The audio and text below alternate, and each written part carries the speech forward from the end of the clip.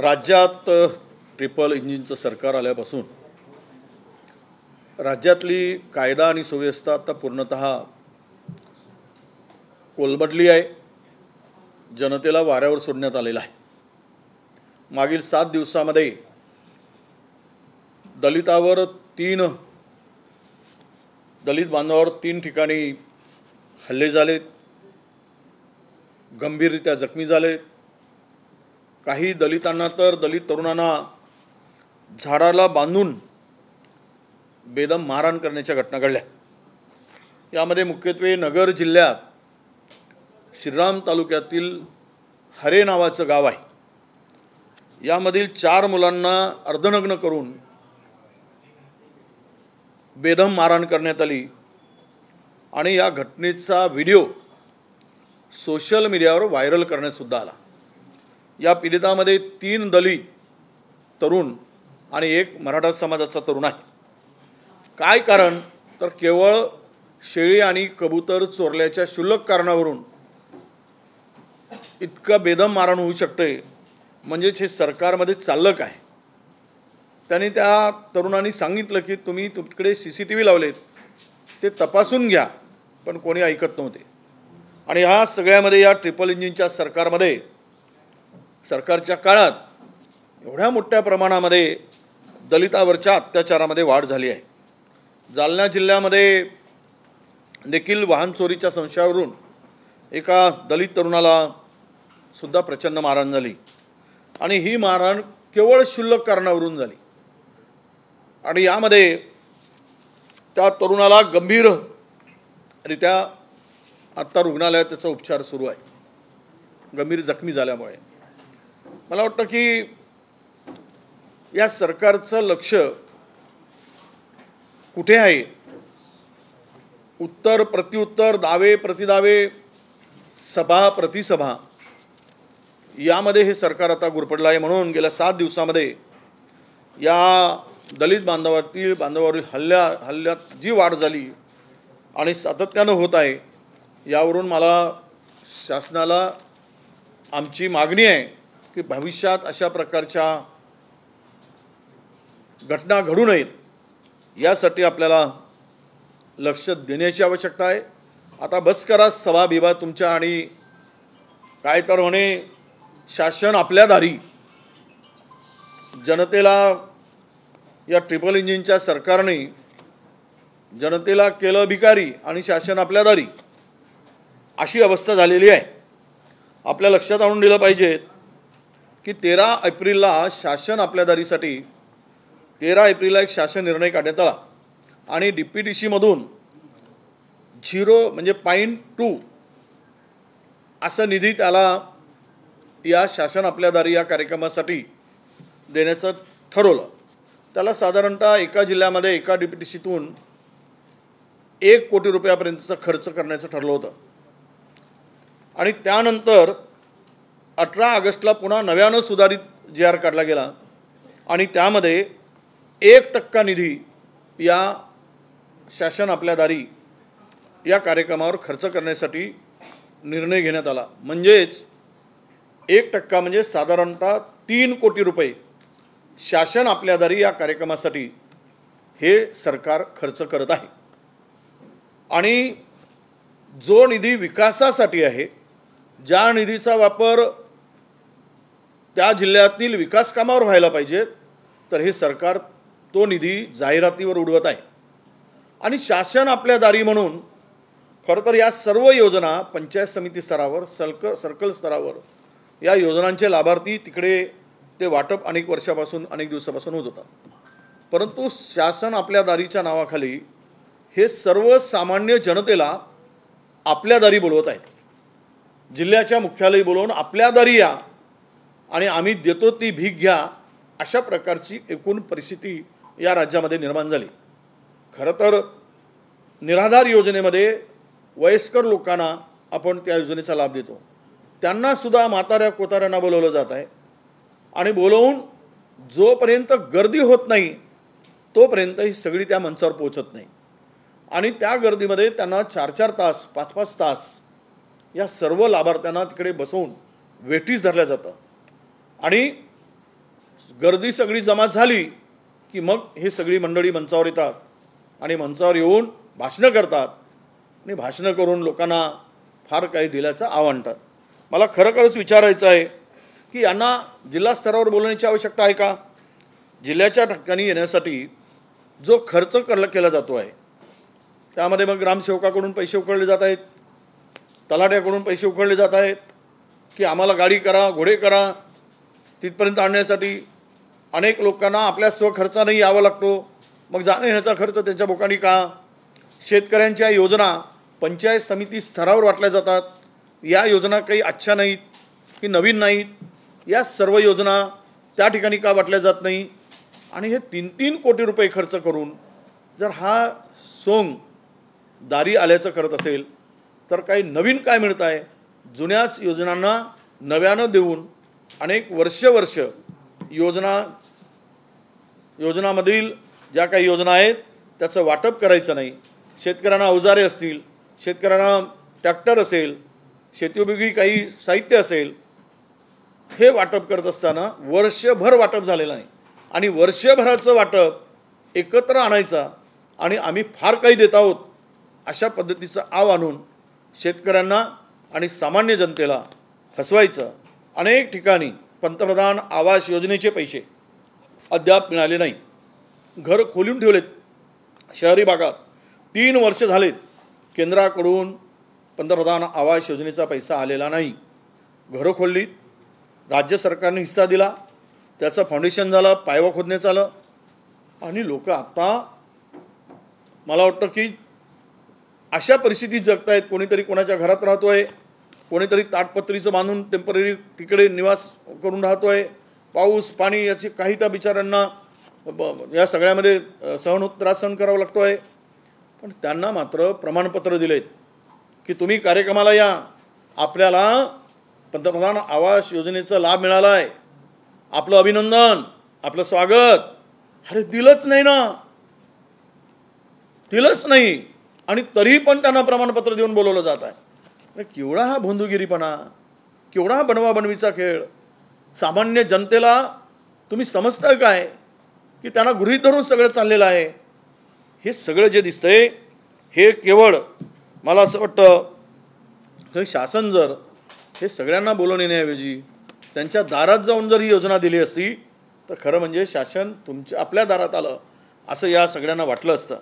पण ते मात्र दिसत नाही आणि जनतेला आपल्या दारी बोलवायचा आणि या शेतकऱ्यांना, शेतमजुरांना, सामान्य जनतेला नाहक त्रास द्यायचा हा प्रकार या राज्यामध्ये सर्रास सुरू आहे. मी आपल्याला माहिती असेल की काल परवा अकोला जिल्ह्यामध्ये एक प्रचंड घटना मोठी घडली. चांदणी नावाचं पोलीस स्टेशन आहे.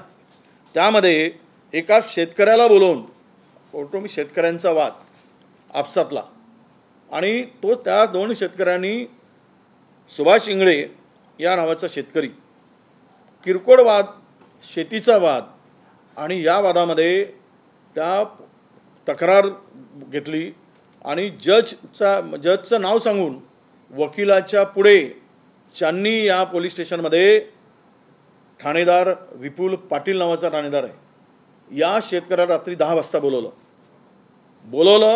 पैशाची मागणी केली. तुझ्या विरुद्ध तक्रार आहे, 2 लाख रुपये दे अशी मागणी केली. त्यांनी पैसे देण्यास नकार दिला.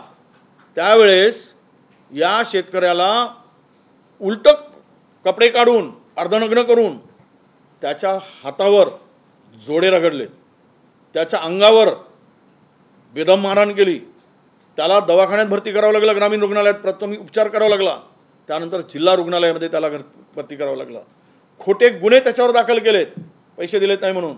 आणि एक वकील त्या पोलीस स्टेशनमध्ये बसून होता, चांदणी पोलीस स्टेशनमध्ये. हे सगळं उघड्या डोळ्याने बघत होते. आणि या इंगळे नावाचा, सुभाष इंगळे नावाचा शेतकरी यांच्याबरोबर याचा मुलगा आणि पुतण्या होता, ते त्या सगळं बघत होते. आणि हे बघताना पुन्हा तिथे थांबू नये म्हणून या दोघांनाही, पुतण्या आणि मुलाला, या विपुल पाटील नावाच्या ठाणेदारांनी चांदणीच्या त्यांनाही दंडुके मारून हाकलून दिलं. आणि हाकलून दिल्यानंतर परत या विपुलनी काही पोलीस कॉन्स्टेबल पाठवले या इंगळेच्या घरी आणि त्या महिलांना सांगितलं की त्यांना सांगितलं, त्यांना धक्काबुक्की केली आणि सांगितलं काय की तुम्ही जर तक्रार कराल तर तुमची इज्जत शाबूत ठेवणार नाही, तुम्हाला तोंड दाखवायला जागा शिल्लक राहणार नाही, अशा प्रकारची धमकीचं पत्र पोलीस अधीक्षकाकडे या शेतकऱ्यांच्या कुटुंबियांनी दिलं. अजूनही त्यांच्यावर या ठाणेदाराचं निलंबन झालं नाही. आणि थोडी तरी कायदा सुव्यवस्थेची बूज असेल तर माझं सरकारला आव्हान आहे, गृह खात्याला आव्हान आहे, गृहमंत्र्यांना आव्हान आहे की हे या ठाणेदाराला तात्काळ याच्यावर गुन्हे नोंदवा, याला सेवेतून बडतर्फे करा. शेतकऱ्याला बेदम मारहाण करतो, क्षुल्लक करारावरून पैशासाठी मागणी करतो. हे सगळं जर होत असेल तर काय राज्यात चाललं आहे याचा अंदाज आपल्या सगळ्यांना या सगळ्या परिस्थितीमध्ये लक्षात येईल. असे 3 प्रकरणं झालेली आहे. पोलीस सुसाट आहे, अजिबात धाक राहिलेला नाही. मिळेल त्या पद्धतीनं त्यांना जो जनतेला लुटण्याचं काम, जनतेला वेठीस धरण्याचं काम या सगळ्या ठिकाणी चाललेलं आहे. म्हणजे चांदीच्या ठाणेदाराकडून जर शेतकऱ्याला बेदम मारहाण होत असेल आणि पत्नीला विनयभंग करण्याची धमकी जर दिली जात असेल, करून विनयभंग केला तशी रिपोर्ट त्यांनी तक्रार दिली आणि पोलीस मात्र तक्रार घेण्यामध्ये जर अपयशी होत असतील किंवा तक्रार घेत नसतील तर जनतेने कुणाकडे बघायचं? केवळ जनता आता हे सगळं अन्याय अत्याचार सहन करत मरायचं का जनतेने? हा खरा प्रश्न या ठिकाणी येतो आहे. महाराष्ट्रामध्ये एकूणच परिस्थिती कायदा सुव्यवस्थेची असेल, शेतकऱ्यांची असेल, दलितावर वाढते अत्याचार, रोज होणारे खून, मारामाऱ्या, बलात्कार, यामुळं संपूर्ण राज्य हा अस्थिर झालेला आहे. जनतेला आता या सगळ्या परिस्थितीमध्ये खूप वैतागली आहे, त्रासली आहे. आणि यामध्ये जर हे सरकार केवळ आरोप प्रत्यारोप आणि यामध्येच गुंतून राहत असेल, सत्तेमध्ये राहून सभा उत्तर सभा, हे काय चाललं? विकासाकडे लक्ष देण्यासाठी यांनी वेळ घालवायला पाहिजेत, पण ह्यांचं लक्ष विकासाकडे नाही तर स्वतःच्या खुर्चीला अधिक मजबूत कसं करता येईल याकडे यांचं लक्ष आहे. आणि हे महाराष्ट्रातील जनता खपवून घेणार नाही ह्यावर मला पूर्णतः विश्वास आहे.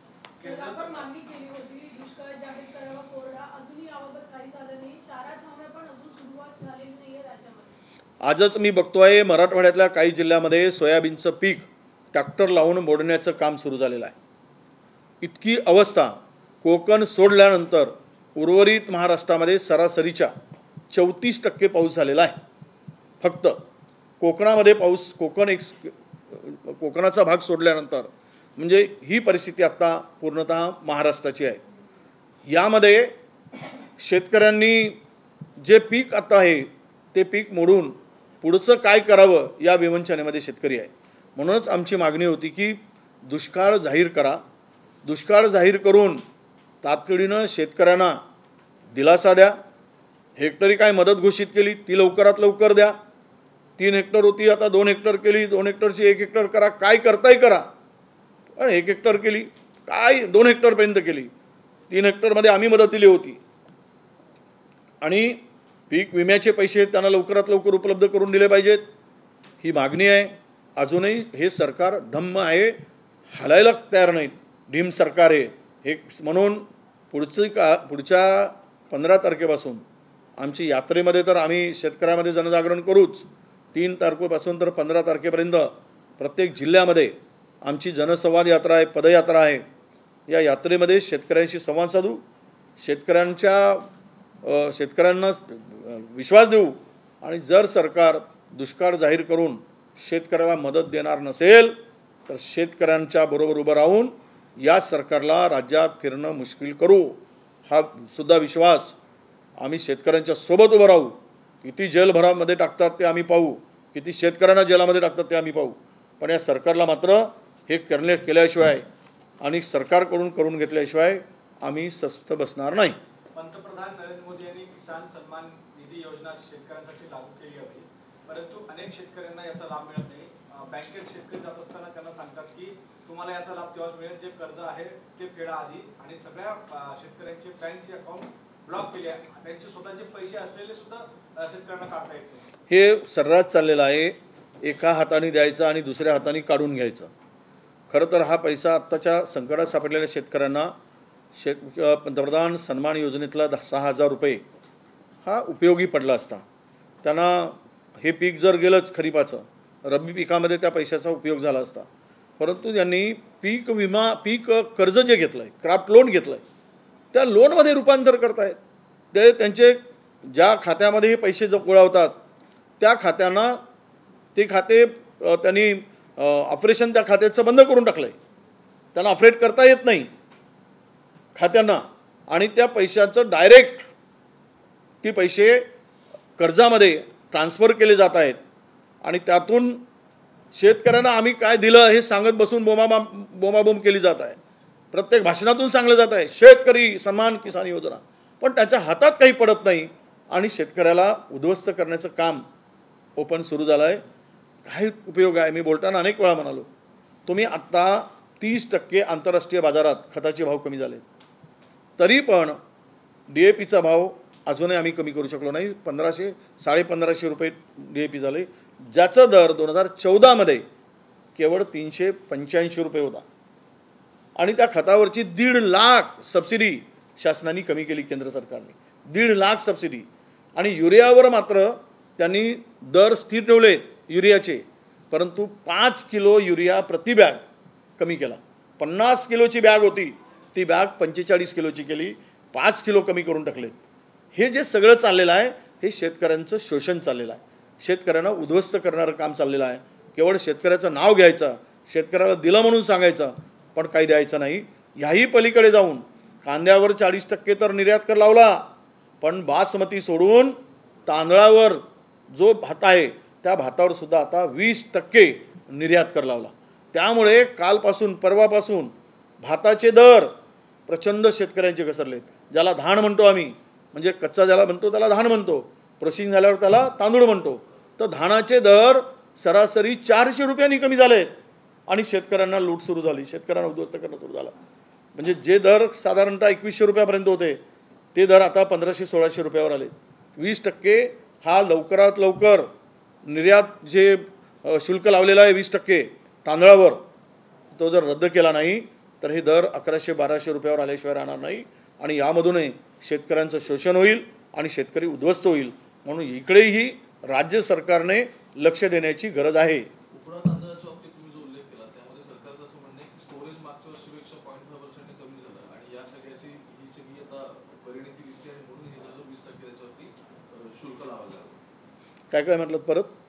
उकडा तांदळाच्या संदर्भात जो महाराष्ट्र आणि तेलंगणा हे त्याचे मुख्य पुरवठादार आहेत, एका साईडला निर्णय घेतला आणि दुसऱ्या साईडला दिसते की दोन्हीकडे सध्या सरकारांची जी परिस्थिती याच्यावरती पण इश्यूज आहेत. आणि महत्वाचं म्हणजे धान्य साठा कमी झालाय आणि तो सगळा डिफिसिट भरून काढायचा आहे, म्हणून सरकारने निर्णय घेतला. नाही, धान्य साठा कमी झाला म्हणून शेतकऱ्याला लूट नाही. कुठलं शेतकऱ्याला व्यापारी उद्या 20% निर्यात कर आहे, हा वसूल कुणाकडून करून घेणार? हा शेतकऱ्याकडून होणार. त्याचा परिणाम शेतकऱ्यावर होतो. तुम्हाला जर हा साठा वाढवून घ्यायचा आहे किंवा साठा कमी झाला असेल तर तो लेवल करायचा असेल, ते आवश्यक असेल पुढच्या 2 वर्षासाठी जेवढा आवश्यक साठा तुम्हाला ठेवायचा आहे, तर याचा अर्थ असा नाही की शेतकऱ्याला तुम्ही शुल्क लावणार आणि व्यापाऱ्यांना लावणार आणि ते भरून काढण्यासाठी. पण ह्यातून शोषण जे होतं ते शेतकऱ्याचं होतं. हे जर 20%नी आज 400 रुपये प्रति क्विंटल ही दराची घसरण झाली, म्हणजे नागोला कोण गेला? शेतकरी गेला. तुम्हाला काय करायचं आहे तर तुम्ही याही भावाने तुम्हाला भरता आली असती गोडाऊन आणि ते लेवल करता आली असती. हे केवळ तुम्ही म्हणताय तसं हे बॉईल राईस नाही आहे. यामध्ये सर्व जे काही प्रकारचे राईस आहेत, बॉईल राईस मोठ्या प्रमाणात आपण निर्यात करतो. बॉईल राईसची मागणी साऊथमध्ये पण खूप मोठ्या प्रमाणात आहे, अनेक राज्यामध्ये आहे. साऊथ आफ्रिकेला आपला राईस मोठ्या प्रमाणात जातो आणि म्हणजे मुख्यत्वे विदर्भातल्या 5 जिल्ह्यातून या राईसचं प्रमाण फार मोठ्या प्रमाणात आहे. कोकणामध्ये कमी आहे, पण विदर्भात जास्त आहे. तर मी काल माहिती घेतल्यानंतर सरासरी 400 रुपये क्विंटलनी धानाच्या भावामध्ये घसरण झाली आणि तो शेतकरी आता या सगळ्या आंदोलनाच्या तयारीमध्ये लागला आहे. तर हे जे करताय हे धोरण तुम्ही तयार करत असताना किंवा निर्णय घेत असताना किमान शेतकरी नजरेपुढे ठेवा. पण शेतकरी नजरेपुढे नाही, तुम्हाला तुमचे गोडाऊन नजरेपुढे आहेत. माझा आरोप आहे की सगळ्या ग्रेन मार्केटमध्ये आत्ता तांदळाच्या ह्याच्यामध्ये जे मोठमोठे सायलो उभे करून ज्या अदानींनी हे संपूर्ण मोठमोठा या धान्यावर नियंत्रण ठेवलेलं आहे किंवा मिळवलेलं आहे, हे सर्व व्यापारपेठ त्यांनी काबीज केली आहे अदानींनी. आणि त्यांचे सायलो भरावेत, दर कोसळावेत, हा त्यामागचं षडयंत्र आहे. हे सरकारने, केंद्र सरकारने केलेला हा निर्णय त्यांच्या फायद्यासाठी आहे. ते गोडाऊनमध्ये कमी जास्त आहे त्यामुळे भरारीसाठी नाही, हा माझा आरोप आहे. सर, हिंदी में बताइए, आप जो कह रहे थे कि दलितों पे अत्याचार हो रहा है, क्या लगता है आपको, क्या ये जानबूझ के हो रहा है, सरकार इसके ऊपर ध्यान नहीं दे रही है? हर चीज़ पे किसी पॉलिटिकल पार्टी ने अगर कुछ कमेंट किया तो तुरंत रिएक्शन आता है, पर इस चीज़ पे कभी ध्यान नहीं दिया जाता? नहीं, इसलिए आज हमने वही दिखाया कि पिछले 7 दिनों में 3 घटनाएं दलितों के अत्याचार के ऊपर हुई. इसमें दलितों के साथ उनको पकड़ा गया, उसको मारा गया. वो जालना में भी हुआ. आता अभी तो मुझे खबर आई कि जालना के जिस तरुण को दलित युवा को पिटा गया था उसका अभी डेथ हो गया है. मतलब अभी खबर आई है. जालना के जो युवा था उसको जो मारा गया था तो उसकी अभी डेथ हो गई. तो इसका मतलब क्या है कि कानून का भाग जो होना चाहिए, कानून की दहशत होनी चाहिए, ये रही, या होम डिपार्टमेंट का जो उनके ऊपर कंट्रोल होना चाहिए वो है. आज दलितों पे ऊपर अत्याचार हो रहा है तो सरकार क्या कर रही? सरकार सोई है क्या? इतनी हिम्मत कैसे हो रही खुलेआम किसी को मारने की, दलितों को पेड़ को बांध कर मारने की? तो ये जो हिम्मत हो रही है ये सरकार का ध्यान नहीं होने से हो रही. सरकार का ध्यान केवल सत्ता और आने वाले चुनाव और ये 3 लोगों को संभालने में लगा है. इसीलिए ये अत्याचार बढ़ते जा रहे हैं. आज पूरे मुंबई शहर में जुड़ेगा भारत और जीतेगा इंडिया करके बड़े-बड़े पोस्टर लगाए गए हैं. जिस तरह से 31 और 1 तारीख की बैठक है, देश भर के तमाम विपक्षी इकट्ठा हो रहे हैं. कितनी उम्मीदें जुड़ी हैं इस बैठक से आप लोगों को? निश्चित रूप से मुंबई की बैठक इंडिया की बैठक होगी. इसकी पूरी तैयारी हो चुकी है. इनको एयरपोर्ट से लेकर तो जहाँ पे ये बैठक होने जा रही है वहाँ तक हर नेता को वहाँ से लाने का, उनको एयरपोर्ट तक ड्रॉप करने का, रिसीव करने का, स्वागत करने का, ये सब हमने काम पूरा सबके ऊपर जिम्मेदारी बांट दिया है. इस बैठक से निश्चित उम्मीद है ये बैठक इंडिया में परिवर्तन के लिए, ये सरकार जो चल रही है, एक जो सरकार है जनता से कोई लेना देना नहीं. ये लोग कहते हैं कि एक हुकुमशाही सरकार जो है उस सरकार को सत्ता से भगाने के लिए ये बैठक बहुत महत्वपूर्ण होगी. और ये इंडिया की बैठक में जो निर्णय चर्चा होगी तो आने वाले दिनों में विपक्ष की ताकत सत्ता को हिलाने के लिए एक मजबूत ताकत करके उभर कर आएगी. भाजपकडून असं म्हटलं जात आहे की ही हिंदी बैठक ही पारिवारिक कार्यक्रम आहे, फिरायला येत आहेत जे नेते मंडळी येणार आहेत ते. कसं पाहता येईल? नाही, असं आहे, त्यांना काय म्हणायचं ते म्हणू द्या. ते जे म्हणतायत त्याच्यातूनच त्यांची दहशत दिसते. पारिवारिक आता 26 पक्ष येत आहेत एकत्र. ते पारिवारिक आहेत काय? मग 27 पक्ष नाही, पुन्हा 2-3 पुन्हा जोडत आहेत. आता आमच्याकडे आज त्यांच्याशी बोलणं सुरू झालं आहे. त्यांचं हे आलेलं आहे, त्यांच्याकडे मेसेज आलेला आहे. ते आता 29पर्यंत जातील. पण ते मी आज 2 नावं डिक्लेअर करणार नाही आणि ते त्यावेळेस होईल. पण हे सगळी 27 पक्ष एकत्र येत आहेत. हे 27 पक्ष काय गांधी घराण्याशी संबंधित आहेत काय? काहीतरी म्हणजे हे तर मी असं म्हणेन की म्हणजे मूर्खाच्या बाजारात चणे विकण्याचा धंदा आहे ना, तो चणे विकायचं काम हे करणारे असे वक्तव्य आहेत. आणखी दोन पक्ष येतात. प्रकाश आंबेडकरांना सगळ्या संदर्भात इन्व्हिटेशन नाही असं ते म्हणतात, पण दिलं तर मग ते विचारही करतील येण्यासाठी. नाही, त्या संदर्भात वरिष्ठ निर्णय घेतील. कारण तो देश पातळीवर, इंडिया ही देश पातळीवरची विरोधकांची मोड बांधलेली एक आघाडी आहे. हा राज्यस्तरावरचा विषय नाही. त्यांना कोणी बोलवावं, त्यांना निमंत्रण कोणी द्यावं ते हायकमांडच्या संदर्भात आहे. तो आमच्याकडे तो विषय नाही. सर, बीजेपी कह रही है कि अलायंस पार्टनर्स जो है वो इंडिया के वो घूमने आ रहे हैं, कैसे देखते हैं इस चीज को, क्या बताना चाहिए? ये ऐसा है जिनके पास में कुछ शब्द नहीं है और जो दहशत में रहते हैं, जो डरे हुए हैं, उनके ज़ुबान से ये बात आना अपेक्षित है. क्योंकि इंडिया का डर, उन्होंने बहुत कुछ बातें इसके ऊपर इंडिया बोले तो उनको अलग अलग नाम रखने की बात हो गई थी. तो ये सब जो है इंडिया की दहशत का इनके स्टेटमेंट से दिख रहा है. इंडिया जितने मजबूत हो रही है, आने वाले सर्वे जो दिख रहे हैं, इसका सीधा जितने दिन ये इलेक्शन आगे जाएगा उतने दिन मोदी सरकार की जो साग है वो गिरते जाएगी। मोदी सरकार के जो आज के तारीख में मैं ये कहूँगा कि लोकप्रियता तेज़ी से घट रही है। हर मंथ में 2-4-5% उनका डाउनफॉल शुरू हुआ है। इलेक्शन आने तक ये इसमें बहुत बड़ी गैप होगी। आज तो हम बराबर में आ गए, इंडिया वर्सेस एनडीए। तो ये डर है, डर के मारे पिकनिक बोल रहा है, ये बोल रहा है। अरे 26 पार्टी जब एक हो जाती है, एक साथ बैठती है, तो इसका तो डर स्वाभाविक है। सर और कितनी पार्टी ज्वाइन होने वाली है इंडिया अलायंस, और कितनी पार्टी ज्वाइन होने वाली है इंडिया अलायंस, तो इसी के साथ ले लीजिए। नहीं देखिए, और अभी तो 26-27 पार्टी हो गई है और 2 पार्टियां अभी बातचीत चल रही है। वो हाईकमान उनके बारे में बातचीत करेंगे। ये मुझे लगता है कि आने वाले दिनों में ये सब टोटल मिलाकर करीबन 33 के आसपास जाएंगे। सर हमारी वजह से कहा था एनडीए के अलायंस को, अमीबा कहा था कि बहुत स्कैटर्ड है। आपकी जब इंडिया की मीटिंग हुई अलायंस की, तब उनको याद आया कि एनडीए की मीटिंग करना चाहिए। ये ख्वाब देख रहे, ये ख्वाब इनके कभी पूरे नहीं होंगे। जब पटना की बैठक हुई थी तभी भी वही कमेंट्स किया गया था, और जब बेंगलोर की बैठक हुई थी सब पार्टी आए थे, ये नहीं आएगा, वो नहीं आएगा। अभी इन्होंने ना कहा, अभी कल तक आपके बारे में अफवाह फैल रही थी, आप आ रही, ज्वाइन हो रही।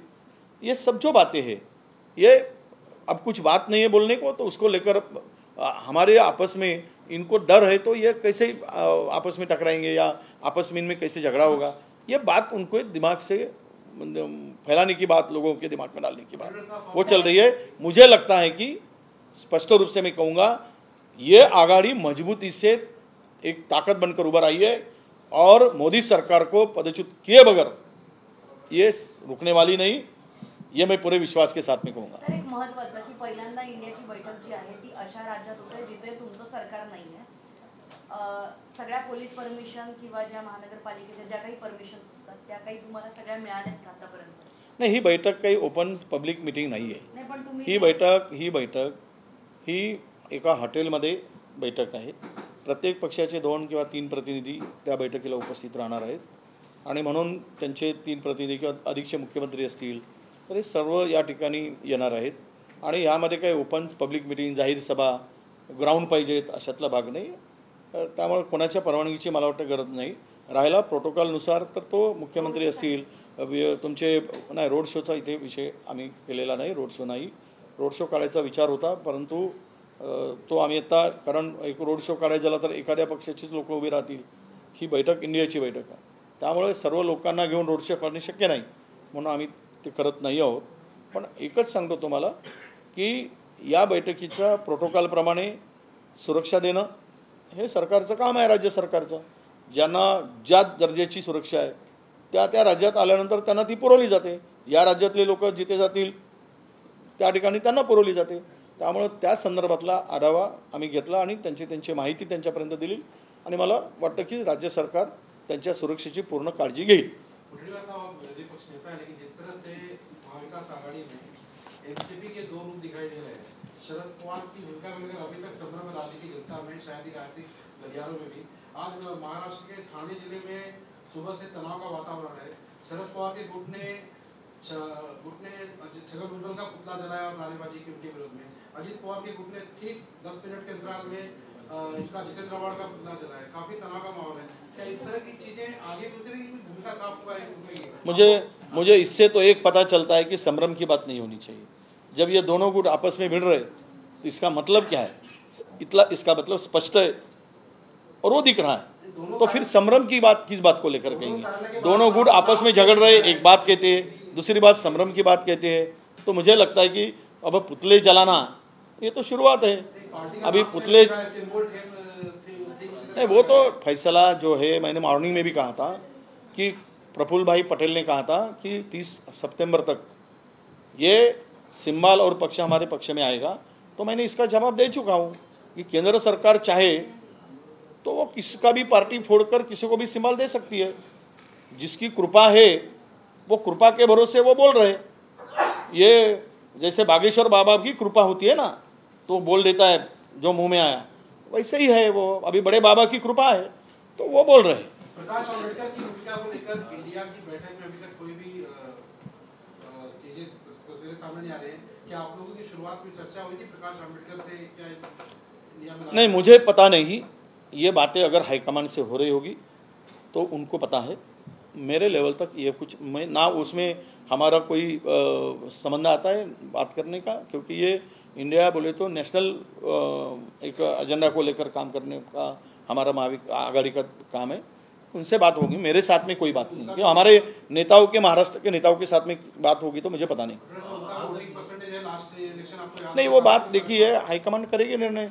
हमारे यहाँ पे जो हमारे विचार, अपने कांग्रेस के विचार नहीं, पुरोगामी विचार को लेकर, फुले शाहू आम्बेडकर के विचारों को लेकर जो ये सब है, उसको लेकर जो कोई आते हैं आज इस सब सर्वधर्म समभाव का विचार लेकर, तो उनको साथ में आने में कोई दिक्कत नहीं है। जो भी आते हैं तो उनको, उनका स्वागत निश्चित रूप से किया जाएगा। जिस तरह से चंद्रयान लैंडिंग सफलतापूर्वक ये सामने आई, ये ठीक दूसरे दिन सुबह इसरो पहुंच गए और जहाँ पर लैंडिंग हुई वहाँ पर कहा कि उस केंद्र को शिव शक्ति केंद्र नाम दिया जाए।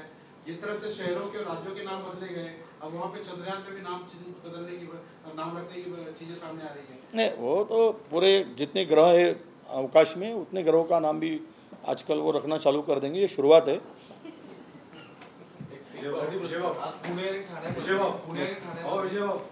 असं दिसतं की निदर्शन होत आहेत। छगन भुजबळांनी काल जे वक्तव्य केलं परवा शरद पवारांबद्दल, त्याच्यावरती आता कार्यकर्ते पहिल्यांदाच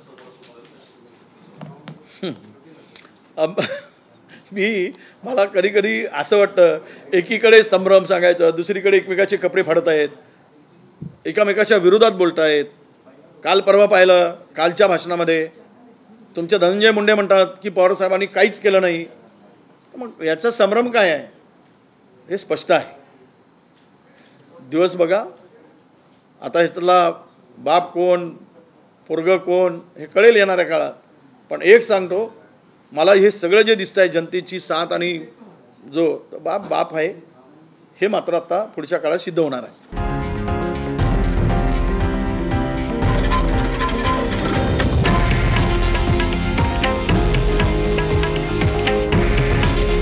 हे आहे देशातील नंबर 1 न्यूज नेटवर्क आणि आपण पाहत आहात TV9 मराठी।